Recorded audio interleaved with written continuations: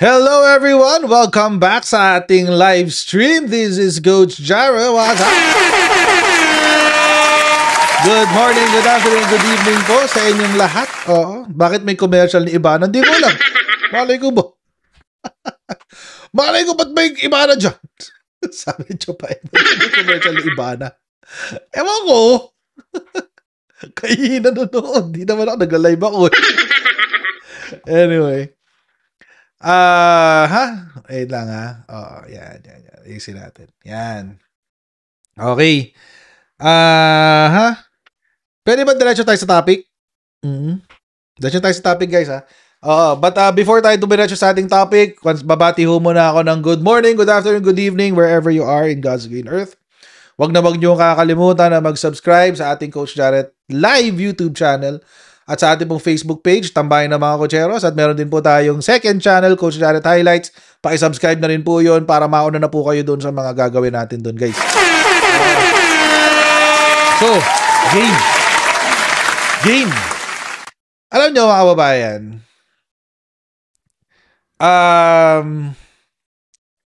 minsan lang po ako makakita ng isang politiko. Alam nyo po yung roast? Alam nyo yung roast? Sa US, uso yung mga roast yung roasting. Ayan. Roasting, mga kababayan, it's parang ano yun it's pang-iinsulto.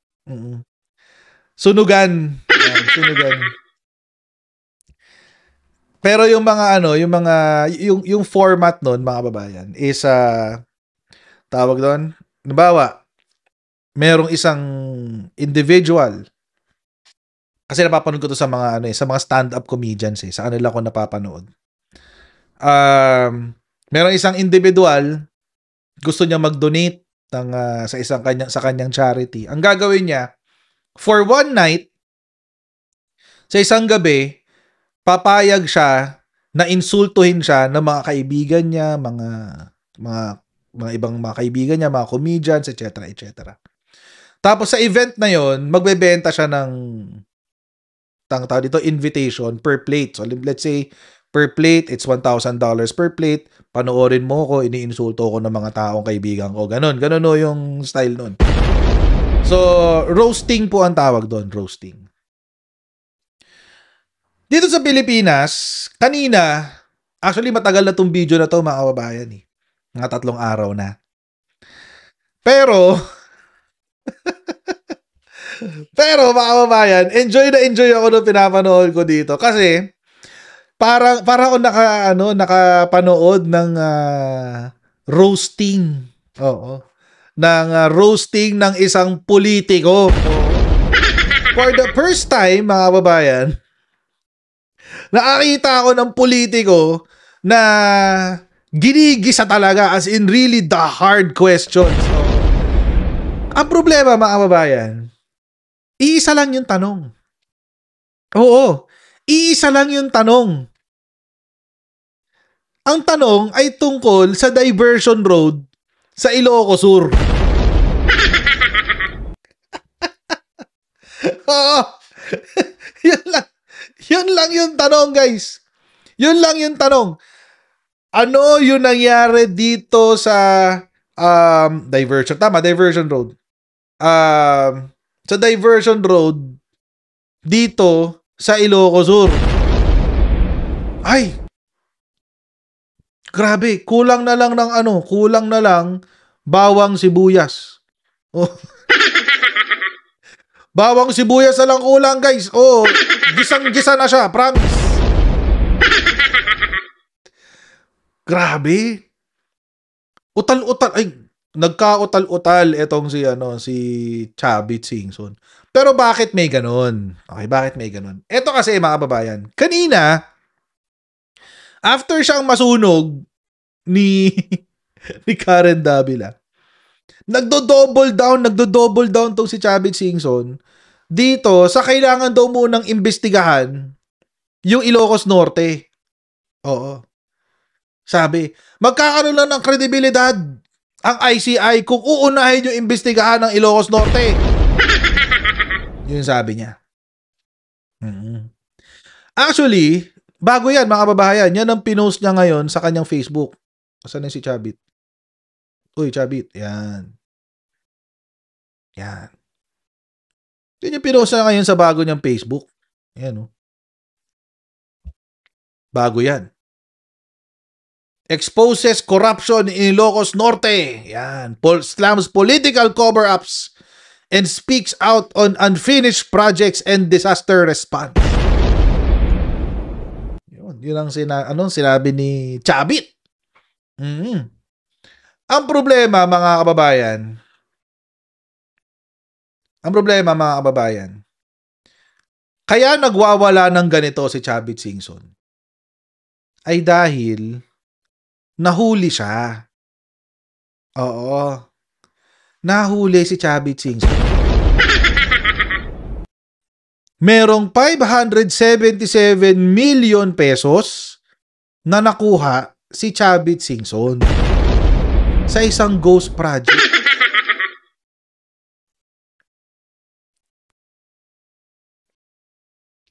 Sa dokumento ng DPWH, hindi pa rin tapos ang 10-kilometer Vigan Bantay San Ildefonso Bypass Road na iginawad sa Satrap Construction Corporation Incorporated, a company incorporated ni Chavit noong 2017. Eto na. So para mailayo niya ang issue na to sa kanyang sarili, nagdo-double down siya doon sa issue ng Ilocos Norte. Eto ngayon, mga kababayan, eto ang naging topic ng kwentuhan sa live stream ni Karen Davila. Mga kababayan, eto na. Medyo mahaba lang 17 minutes. Pero my heart is happy. Happy ang puso ko dito, guys. Happy ako dito. Nung nakita ko si Chabit Singson na parang uod na inasnan. Di siya mapakali eh. Galaw siya ng galaw na gano'n, no? Konti na lang, na siya eh. Sino ba yun? Oo, yung tao dito, singer. Stevie Wonder. Konti na, Stevie Wonder, gumagano'n siya.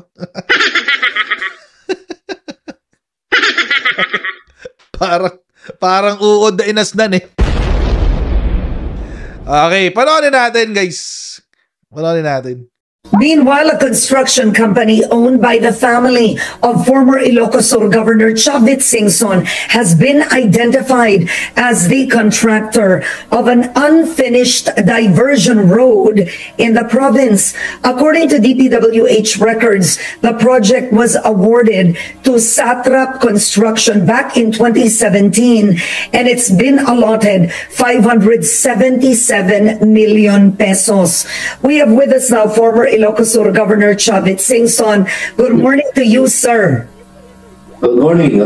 I'm glad you brought that out. That diversion road has no funds, so they stopped the construction. Last year, they only gave 100 million plus. Now it's done already. No more funds. We don't have that kind. If that's true, I'm going to go to jail. Yeah, you will. You will go to jail. If that's true, you will go to jail. Agree ako doon. Oo, mga kababayan. Alam niyo kung bakit? Tignan niyo balikan natin itong kwento. So, 577 million pesos yung approved budget. Ang naging ending, so far, kasama ng proposed 2026 budget, 727 million ang ending.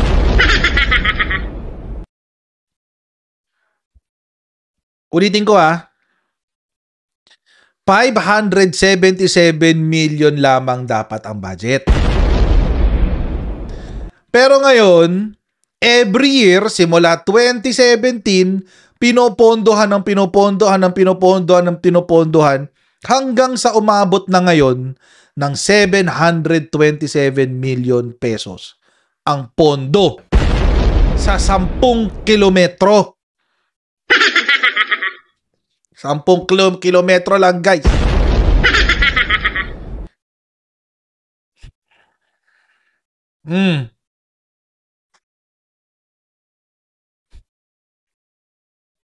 Anong ibig sabihin yan? Huwag niyo sabihin walang pondo, mga babayan. Kasi, umabot na nga ng 727 million ang pondo para dyan. So, imposibleng walang pondo. Imagine, this year, meron na namang 150 million na idadagdag. For 2026 budget. May problema ka. Chabit. See? Kaya mga babayan, pag ito inimbestigahan, kung ano yung sinabi ni Chavit Singson, I will go to jail, totoo yun. You will go to jail, Chavit. Maniwala ka. I asked the regional director of Region 1. Okay. And satrap officials. They don't have no more funds for that project. You give us funds, we'll finish it right away. Alright, well, first of all, ito, Tagalogin na lang natin para mas intindi, no? Ito po tayo. Ang pinag-uusapan natin ngayon is roughly 11 kilometers, no? Of the Ganbantay San Ildefonso Bypass Road. So first of all, Satrap is a construction company that won the bid, just to clarify, and you own Satrap. You own the construction. Yes, but I long time divest already because when I was the governor, even now, I didn't go back because we let our engineers do all the work. All right, but at the end of the day, this is... They can examine it. It's easy to examine. All, not only that project. All the project of Satran, we are willing. If they can find any substandard, I'm willing to go to jail and manage the officials of Satran. Okay. Advantage of any of our project. Okay, just a few questions. Let's start with this first. So, first, the bypass road is not finished. Hindi pa tapos hanggang ngayon, correct? Yes. Okay. Ilang porsyento po ang hindi tapos doon sa bypass road? Konti na lang. Bigyan kami ng pondo, matatapos ka agad. Ulit. Bigyan daw ng pondo, bigyan ng pondo. Hoy, tanda. 2017 ka pa binibigyan ng pondo. Lang yata matandang to.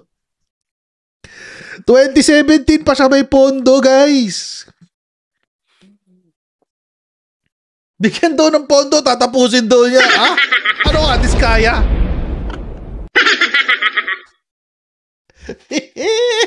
Delikado to. Delikado to si Chavit. Alam niyo kung bakit?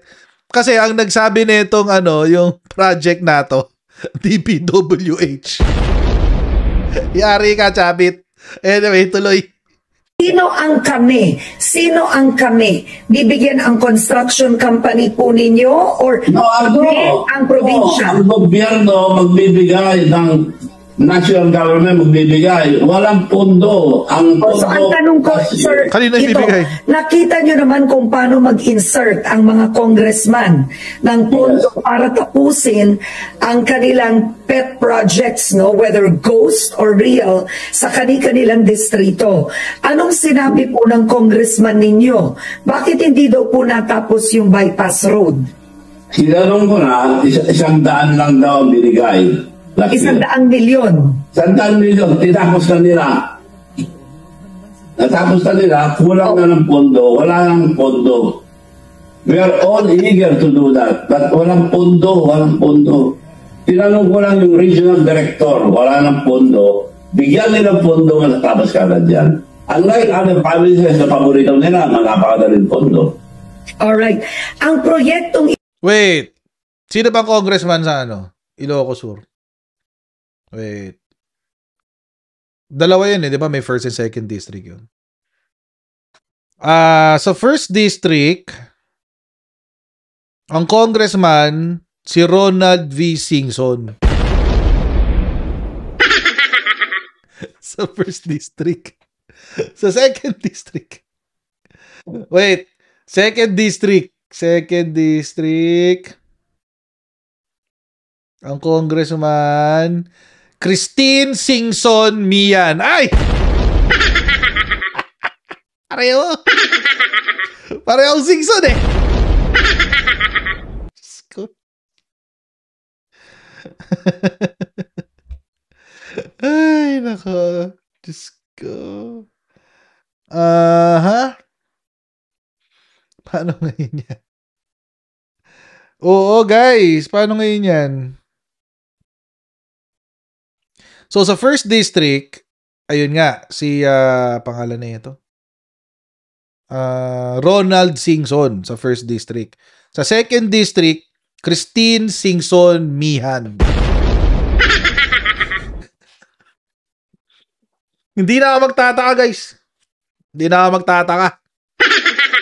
Kung bakit patagal ng patagal yung project. Kung bakit ano yung pondo.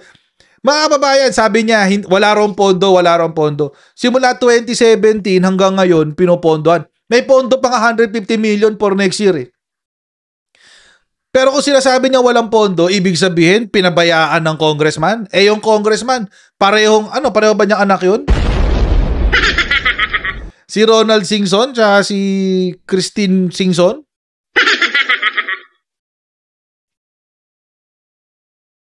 Naman. Naglolo ka na tayo dito, Chabit. Yumamang ka na sobra sa taxes ng Pilipinas. Nakapagpasok ka na nga ng Jack eh. Ano yung Jack? Jack ba yung pinasok niya? O GAC? GAC pala, GAC. GAC. GAC. Tsaka yung chicken and beer na franchise. Ng yung sa K-drama, yung napapanood yung chicken and beer. Yun, pinasok niya sa Pilipinas yun. Oo. Pamangkin niya yung Christine. It's in the family. Pamilya pa rin pala.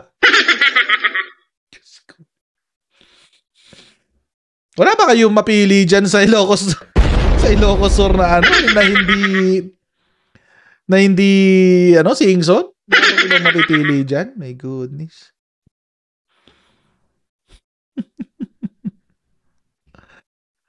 Di ba? Si BBQ. Yan, pinasok niya yung business na si BBQ. Tapos yung GAC na sasakyan, kanya rin yata yun. Yung EV, electric vehicle, na GAC. Tapos, meron pang isa eh. Pero ito namang isa, mining. Yung Black Sand mining. May negosyo rin siyang ganun, Black Sand. Yun naman, ang mga ka-deal niya, allegedly, ang mga ka-deal niya doon, mga Chinese. Sa Black Sand mining. Anyway, tutok tayo dito sa Diversion Road game. Ito, the total was roughly 727 million. Tabang po, sir. Hindi ito totoo yan. Magkano yung... Portion by portion ang pinabigyan. Exactly. But the total project cost was 727 million? Kung matatag mahaba yan. Kanya-kanya portion ng Ang nakuha ng satrap, konti lang, naitrabaho na nila. I'm willing to go to jail, all the officials of jail them kung may kalukuhan nangyari doon. It's a diversionary tactic. Ako binubugbog dahil ako lang sasalita. Biktima siya, kawawa. The reason I'm asking this is just for record purposes. How much was the project cost of the bypass road? Ay, sagutin. I don't know because I'm not there anymore. It's been done by satrap and hindi ko sila pinapakialaman. Guys FYI lang, para lang alam natin lahat, dahil tinanong ni Karen Davila, ang presyo ay 577 million nung una. Pero, dahil sa dagdag, simula 2017 hanggang 2026, ang total na niya ay 727 million. Ayaw sagutin ni Chabit. Kasi pag sinagot niya, mga kababayan, ibig sabihin, nasa loob pa rin siya ng kumpanya. So dito, sa part na to, nagdadrama si Chabit. Hindi niya alam, kunyari hindi niya alam. Pero alam niya yan. Kasi pag sinabi niyang alam niya, yung value, yung halaga, ang next na question ni Karen Davila, paano mo nalaman kung nag-divest ka na? Kung hindi na ikaw ang owner? Yun. So, umiiwas pusoy ito si Chavit. In fairness kay Chavit, magaling siya umiiwas pusoy. Basta sinabi lang, naubos ang pondo yan, wala na kami may trabaho. No, the reason I'm asking is, based on the project cost, magkano ang allegedly hindi pa binigay para matapos ang proyekto, sir? Hindi ko alam dahil hindi na ako nakikialam. Ang tinanong ko lang, bakit hindi natapos yan ako? Naubos na po yung pondong binigay ng gobyerno, sabi nila. They can investigate it. Okay, so kung hindi nyo alam, then why are you speaking right now? You're not a public official anymore. So why are you... Satrap sa akin daw. Oh, sa amin daw, pero nag-divest na ako. So sino ngayon? Sino ang may-ari ng satrap? Because... kami ang may-ari doon yan, pero nag-divest na kami. Sino yung kami? No, who is kami? Because it says, records that Satrap Construction is still part of the Louis Chavit Singson group of companies. Is this Yes. Yes. Okay, No. so that's a fact. Ang anak niyong babae po at ang manugang niyo ang nagmamay-ari more than 50% of Satrap. Wala sila ko, wala na. Wala na. So, sino po may-ari? Or mga diversionary tactic ang ginagawa nila. Alright, it could be diversionary, it could be, but then the point is, who owns Satrap? Oy, hindi talaga pinakawalan ni Karen. Long time ago. Okay. Dahil wala kami lang Who owns Satrap today? Today, yung mga tao ko na, like for example, na other companies, like our radio station, kung anong kikitain nila sa kanila na. Oo. Ganoon din ito, pag nawala sila ng project, sweldo ng mga tao lahat yan. Okay, so... Alam niyo, delikado si Chavit dito sa interview na to. Alam niyo kung bakit? Sinabi niya, nag-divest na ako, hindi na ako may-ari. So, sino may-ari? Pinamigay na raw niya sa mga tao niya. That doesn't make sense. That doesn't make sense. Ikaw ang founder, binigay mo sa ibang tao? It doesn't make sense in practice.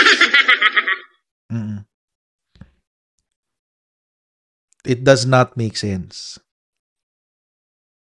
For example, si SM. Kanino niya ibinigay yung kanyang korporasyon? Si Henry C. nung namatay siya, kanino niya ibinigay yung kanyang korporasyon? Yung kanyang empire na SM? Di ba sa mga anak?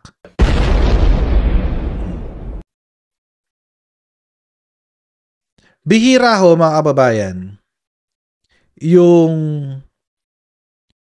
negosyante ka, bilyonaryo ka, meron kang empire ng businesses, tapos ipapamana mo sa ibang tao. Ibibigay mo sa ibang tao. Ang tawag doon, dummy. Dummy yun. Bakit siya tinawag na dummy? Kasi, hindi naman talaga siya yung may-ari. Ang may-ari, si Chavit pa rin. Kaya ka nadudula siya eh. Sino may-ari niyan? Kami. Sino yung kami? Hindi ako kasama doon. Yung mga tao ko lang yun. Diba? And alam niyo mga kababayan, I rarely say this to Karen Davila kasi minsan hindi ko siya gusto mag-interview. Pero gusto ko dito yung hindi niya pinakawalan yung tanong. Kasi si Chavit, dinadivert na talaga yung tanong. Gusto niya mag-iiba yung takbo ng interview eh. Pero si Karen was in control of the interview. Good job ka dyan, Karen Davila. I rarely say that. So, it's good na you put his feet on the fire. So, but anyway, going back. Kay Jillian Ward binigay. Oy, grabe kayo ha. Huwag naman. Crush ng tatay ko yun. Crush ng tatay ko si Jillian Ward. Pinapanood yung mga telenovela. Nung buhay pa yung tatay ko. So, but anyway. Natawa naman ako doon kay Jillian Ward binigay. So mukhang nagtatago. For what purpose, we don't know. We don't know kasi baka babalik siya sa politika para mababa yung kanyang salin, etc., etc. Para masabi na wala siya interests in private companies, etc., etc. So, para mawala yung questions of conflict of interest. Pero alam nyo mga kababayan, kapag ang politiko nagsabi na nag-divest siya, questionable yun. Kasi ganun din mag-excuse, ganun din ang excuse ni Zaldico. Nag-divest na raw siya sa SunWest, sabi niya. Kwento niya. Eto to si Chavit, sinasabi niya, nag-divest na ako sa Satrap. Pero sila pa rin ang beneficial owner. Wala sila sa listahan ng organisasyon, pero sila yung beneficial owner. Sila pa rin ang nagdidikta sa kumpanya. Anong ibig sabihin nun? The person and the corporation have the same identity. Oh. Sige pa, Karen, asinan mo pa to si Chabi. You're saying this out in terms of practice, but what do the records show? Kasi what you're saying is in terms of practice, sa kanila na yan, kung anong kitain dyan, sa mga tao mo na yan. Pero yes, the records still... The record will show na kung anong kinita nila nandun pa rin. They can audit it. But do the records show that Satrap is still under the Louis Chavit Singson group? Wala na kami pangalan. Wala na. At saka, there's nothing wrong kung hindi probinsya yung project. Huh? There's nothing wrong. Ano? Kung namin, yun ang masama. Well, the issue really... Ano daw? Hindi, walang masama kung hindi, under the Louis Chavit Singson group. Wala na kami pangalan. Wala na. At saka, there's nothing wrong kung hindi probinsya yung project. There's nothing wrong. Kung namin, yun ang masama. Well, the issue really, of course, given all the flood control projects, is that you have public officials, whether congressmen or families or political... Ang labo nung sinabi niya, wala rong problema kung hindi province yung project?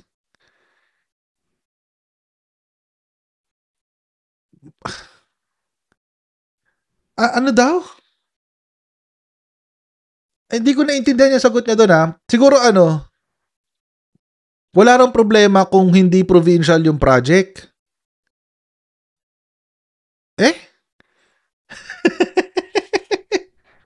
Nahirapan siya lumusod, guys. Pagbigyan na natin. Sige, tuloy. Dynasties owning the construction company itself who bidded for the province's project. We have to bid dahil pangsweldo sa mga tao. We have to maintain our people. Yun lang. But wala kami natatanggap na malaki. Yung sinasabi nila ng billion, wala yun. Sinasabi lang nila na meron kami mga 2 billion in 10 years, nakakuha kami ng 2 billion 10 years. Wala po yun. Makakuha kami 100 million lang. Compared kay Diskaya, 3 years term of the president of BBM, 31 billion na nakuha. Yung mayor ng Ilocos Norte, konsehal pa lang. Bawal na dahil konsehal, nagko-construct na solo niya yung construction. Yun ang pinili nilang pinalabas na mayor, binigyan ka ng 6.5 billion. Anong pangalan po niya? Sir, pinapakita niyo na yung litrato. Anong pangalan po ng tinutukoy niyo sa litrato? The new mayor of Rawag, Brian Alcid. Sila si BBM, pinanalo nila. So, nanalo siya, binigyan nga ng 6.5 billion. Kung meron kami gano'n, swerte na namin, hindi kami nakatigil ng ganito. My father was a contractor. Ever since, meron kami construction. Pero kung masama, kung pondo namin, gagawin namin, yun ang masama. So, ang tanong ko but I mean, I think let's talk about the road, right? The road itself. Okay, you are no longer in public office, but shouldn't representatives of, frankly speaking, Ilocos Sur, shouldn't they be responsible for ensuring that that project is finished? Ganon ang mga congressman. Kailangan namin ng mga congressman to get projects for our province. Kung wala, Baka mag-anak mo na nga yung congressman eh. Anak niya yung congressman doon sa District 1, District 2, pamangkin niya. Anak natin pa. Baliktad. District 2 yung anak niya sa District, whatever the case may be. Parehong tao niya eh. Oh. So ano ilulusot mo? Contractor ka ng congressman. wala kaming development. Oo. O di walang kwenta mga anak mo. Wala raw silang development, guys, sa Ilocos Sur. Parehong kamag-anak niya yung nakaupo na congressman. Di siniraan niya yung dalawang niya, yung anak niya at saka yung pamangkin niya.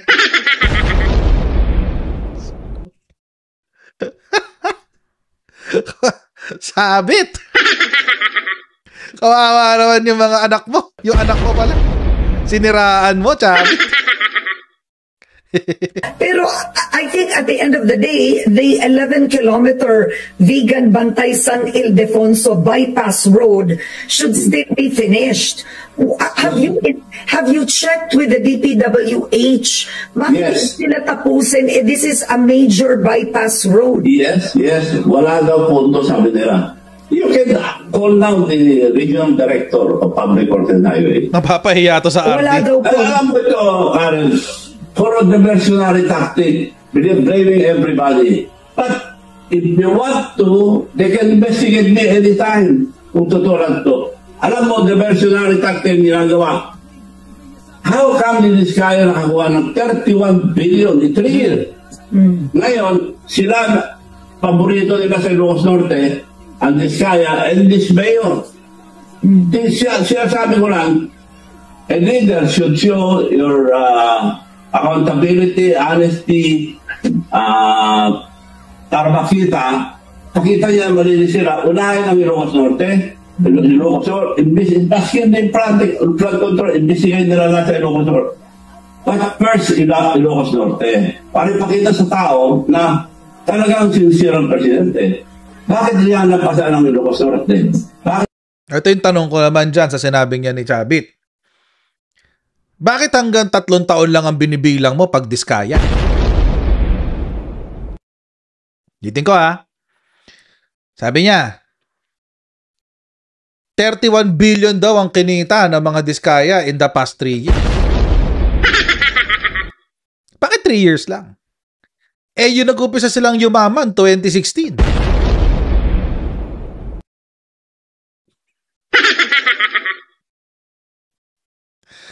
Di ba? Sabi niya kasi, dapat daw maging accountable ang mga leaders na nagbigay sa mga Diskaya ng 31 billion for the past 3 years. Bakit nilimitahan natin sa 3 years? Sagarin na natin hanggang 2016. Para happy-happy. Di ba? Sino ba ang leader ng 2016? Si Digong. Sino ang secretary ng DPWH? Si Mark Villar. Tapos, sagarin na natin. Let's have them accountable dito sa issue ng flood control. Tapos isama na rin natin pati yung mga nakatrabaho ng Diskaya. Di ba? Isama na rin natin. Kasi may Diskaya din sa Ilocos Sur. May Diskaya din sa Davao. Di ba? Why so selective, Chabit? Sagarin natin. Di ba? Yung 31 billion na sinasabi niya, nasa tail end na yun magkano ang pondo na nabigay sa mga Diskaya? Nasa 516 yata, if I'm not mistaken, 516 billion pesos. Mas malaki pa sa kinita ni LeBron James sa buong karir niya.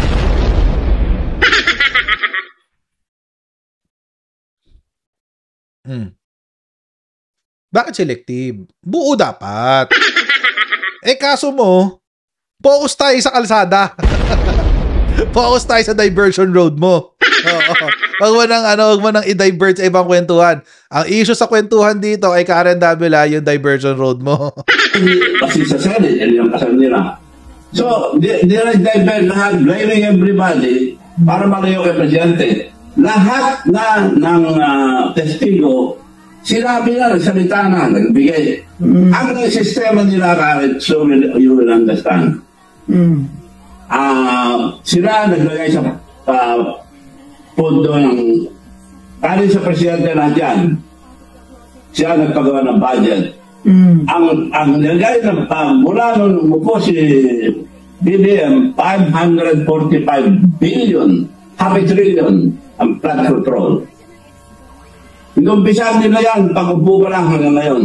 Hanggang di na mapigil yung mga kalunguhan, inunahan niya, pero damay siya. Siya ang third biggest beneficiary as far as the Diskaya is concerned. Number one, yung Occidental Mindoro. Number two, Bulacan, almost the same as Ilocos Norte. Nabugbog na din sa dalawa, Ilocos Norte, wala pa rin. Ang sinahinig ko lang, unahin nyo sila, unahin nyo kami, then tuloy-tuloy. Dahil sinasabi nila, nandun yung mag-host project. Nakita nila, wala doon, unahin nila. Teka, meron ka pang kalsadang hindi tapos, si Kobe Ghost Project eh. Diba? Ikaw yung may kalsadang hindi tapos. So, ikaw yung may ghost project, Chabit. Tuloy. No, nakita nila may mga ghost project. Bakit din sila magdemanda? Ngayon, wala nang Senate hearing. Iba naman. Hindi iba nila para mapalayo si Presidente yan. Ang style nila, binigyan si Diskaya, marami project. Then, yung mga koleksyon, ibibigay sa mga public highways official. Public official, dadaling kay Speaker at saka si Congressman Saldico. Then, dinadala na, nandun na sa tabi ng Malacanang, dinaliver. Pinito lang. Sinisira pa yun yung testigo. So, ang dali sitahin eh. Napakadali. Bakit nila dinadali lahat? Nandun na. Idemanda nila. Binigay na kay Speaker. Alright. Si Karen. Si Karen dami lang, galit na. Hindi kasi sinasagot yung tanong niya eh. Ang tanong niya kasi yung tungkol sa kalsada. Si Chabit, balik ng balik kay Bongbong Marcos. Alright. Pero mga kababayan, so itong kinukwento ni Chabit Singson. O sige, sabihin natin totoo. For argument's sake. Sabihin natin totoo. Kung totoo yan, etong sa 3 taon ni PBBM, edi ibig sabihin, totoo din yan doon sa 6 na taon ni Digong. Ulitin ko ha. Kung totoo, yung sinasabi ni Chabit na yung presidente ang involved sa bidding, binigay ang lahat ng project sa mga Diskaya para i-remit kay Saldico at kay Martin Romualdez para si Martin Romualdez magre-remit naman kay BBM. Kung totoo dapat totoo din yun sa panahon ni Digong. Kasi nung panahon ni Digong, doon pumasok paldo-paldo ang pera ng mga Diskaya. So, ibig sabihin, kung totoo yung sinabi ni Chabit dyan, nung panahon ni Rodrigo Duterte, favored ang Diskaya. Binigay ang project sa mga Diskaya sa pamamagitan ni Mark Villar. Si Mark Villar magre-remit kay Bongo. Si Bongo naman ibibigay kay Duterte. Pwede, di ba? Make sense?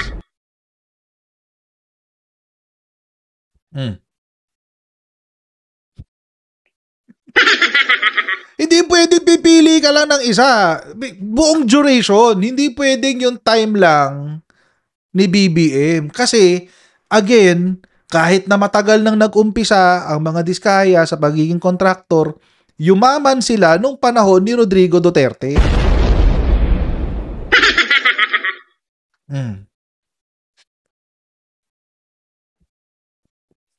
Tuloy.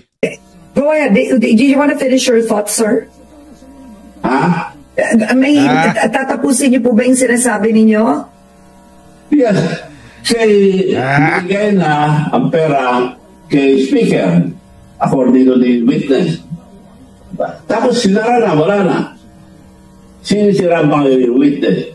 Yun ang trabaho nila, yung paano siraan yung mga nag-witness, to discourage yung mga witnesses. Paano umabot sa mga diskaya yun kung wala silang contact sa Malacanang? Oh, see?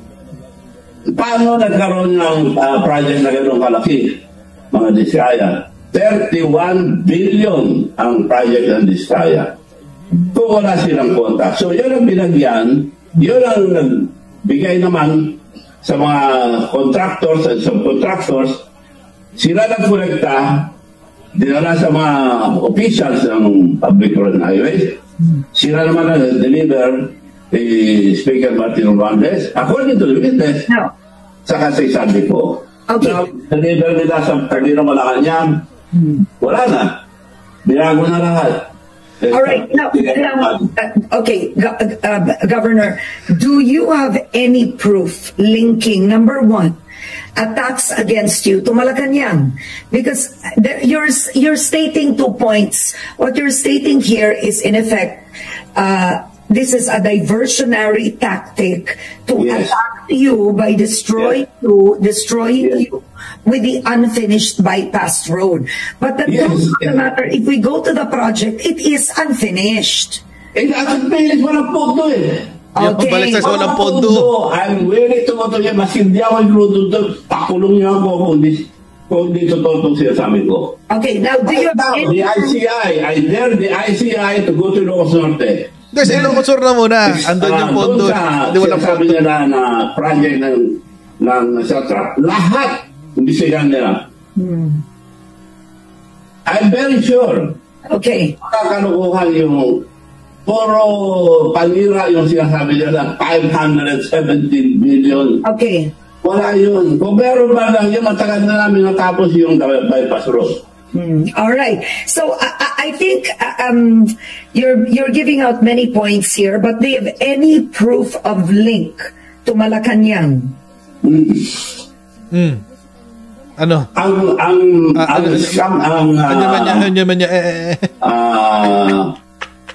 Problema yun, ang problema natin, not only public forces and highway, napakarami. Ngayon, pupunta na sa iba, hindi na matatapos to. Flood control, nandiyan na yan, aliwanag. Tapusin natin yan. Ang simple-simple ng tanong ni Karen Davila. Ang tanong na nga lang, may patunay ka ba na sinisiraan ka ng Malacanang? Yung tanong, guys. Ayun na lang yung tanong. Oh, biglang na Dutertard ka.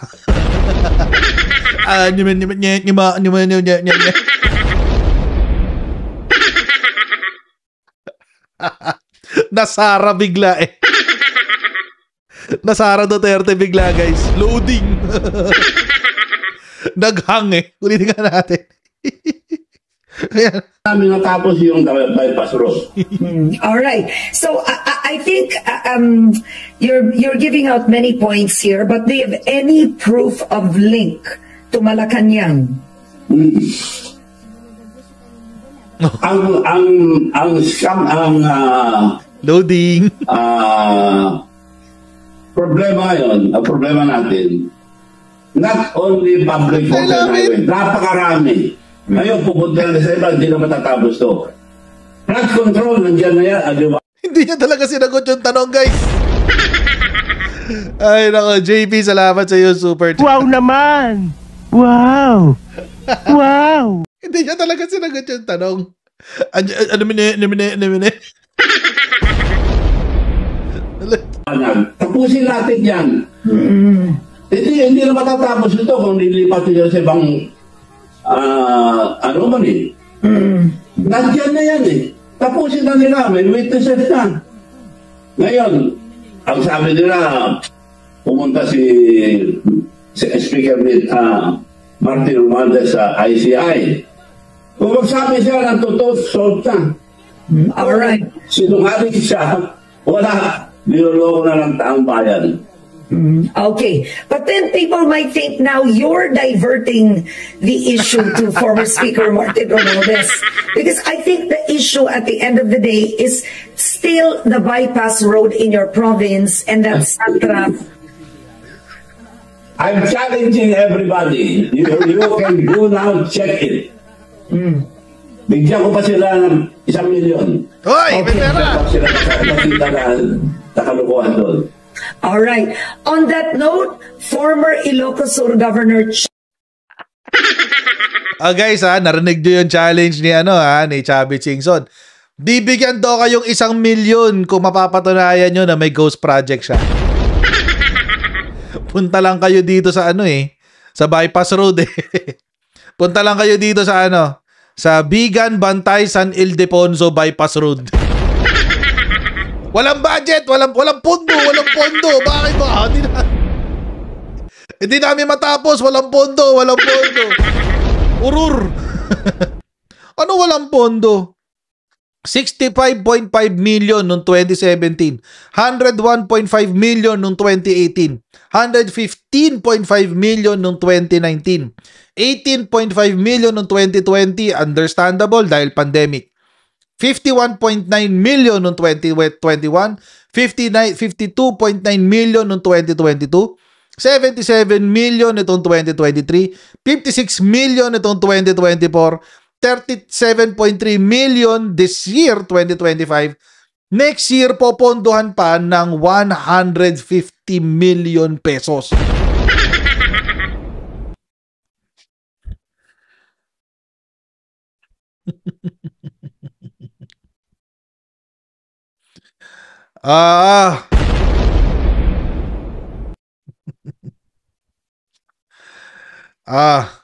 Paano ba yan? Ay, nako.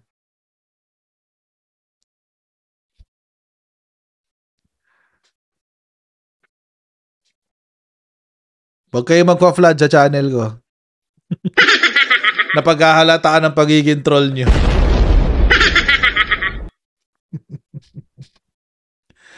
Anyway. Wala rin pondo, guys. Naniniwala ba kayo walang pondo? Ako di ako naniniwala walang pondo Bakit? Kasi ang nakuha na nilang pondo simula 2017 at projected hanggang 2025 is 727 million. Mas malaki kumpara dun sa pagkaka-award na 577 million peso.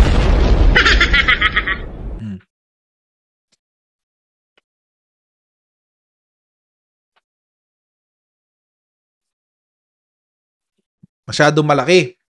It's too much. Yan tuloy, sinunog ka ni Karen. Natawa ako Triggered si Tanda Triggered si Tanda nung sinabi, baka ngayon inaakusahan ka na ikaw yung nagda-divert. Feeling ko kanina pa iniisip ni Karen Davila yun Oo na, ano ba naman tumatandang to? Divert sa topic. Gusto kong pag-usapan yung kalsada dinadala niya sa kung saan-saan. O di huli ka, Chavit. Sunog. Roasted. Si Chavit Singson, mga kababayan. Roasted, mga kababayan. Ganun talaga. Sinungaling Pag sinungaling, may ganyan. Nangyayari yung ganyan sa mga sinungaling. I hope si Karen Davila will do this sa lahat. Sa lahat ng politiko. Kasi mayroong mga pagkakataon kasi na minsan kapag liberal yung kausap niya, medyo chummy siya masyado. So sana kahit liberal, she will really hold them to the fire, hold their feet to the fire. Para di ba? Para merong sense of neutrality kahit papaano, di ba? But natawa ako dito. Mukhang ang daming palpak dito ni Chavit. Una, nahalata yung kanyang korupsyon. Kasi sobra-sobra na yung budget eh. Pag sobra-sobra na yung budget, ibig sabihin, may kupit ka na. 577 lang dapat yung kalsada. Ang budget ngayon, 727 na.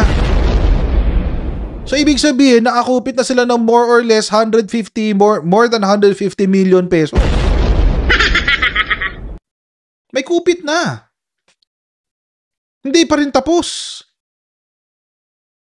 Nakakupit na. May kupit na, guys. Sure ball na yan. May kupit na. Yun yung una. Pangalawa, nilaglag niya yung dalawang singson na Congress. Yung isa anak niya, yung isa naman pamangkin niya. Ang sabi mga kababayan, wala raw pinapasok, wala raw development na pinapasok yung mga congressman. Ay, ang tinamaan yung mga kamag-anak niya. Yung anak at kamag-anak niya. Patay. Mukhang magsusorry ka sa anak mo, Chabit. Ay, nako. So, mukhang may kupit na. Oo, kumukupit na sila, guys. Kaya hindi matapos-tapos yung kalsada. Kasi may kupit na. Kasi kung kasya yun sa 577, bakit 700 plus na ngayon? Kumukupit na kasi.